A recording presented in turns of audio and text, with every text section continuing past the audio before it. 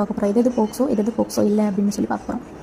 இதை பற்றி more information தெரிஞ்சுக்கணும் அப்படின்னா நம்ம பேஜை ஃபாலோ பண்ணிக்கோங்க, நம்ம யூடியூப் சேனலை சப்ஸ்கிரைப் பண்ணிக்கோங்க.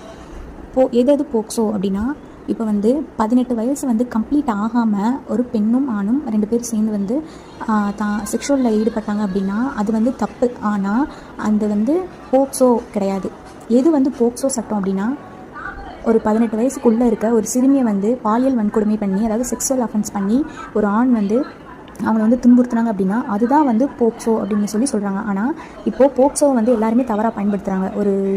ஒரு ஆணும் பெண்ணும் 18 வயசு கம்ப்ளீட் ஆகாமல் 2 பேரோட கன்சென்ட்டோட அவங்க செக்ஷுவலில் இருந்தாங்கன்னா அது போக்ஸோ அப்படின்னு சொல்லி தப்பாக பயன்படுத்துகிறாங்க. ஆனால் ஒரு ஆணும் பெண்ணும் 2 பேரும் அவங்களோட கன்சென்ட்டோட செக்ஷுவலில் இருந்தாங்க அப்படின்னா அது தப்பு தான். ஆனால் அது போக்ஸோ கிடையாது. ஸோ இதை பற்றி மோர் இன்ஃபர்மேஷன் தெரிஞ்சுக்கணுன்னா நம்மளுடைய சேனலை லைக் பண்ணுங்கள், ஷேர் பண்ணுங்கள், சப்ஸ்கிரைப் பண்ணுங்கள், நம்ம இன்ஸ்டாகிராம் பேஜை ஃபாலோ பண்ணிக்கோங்க.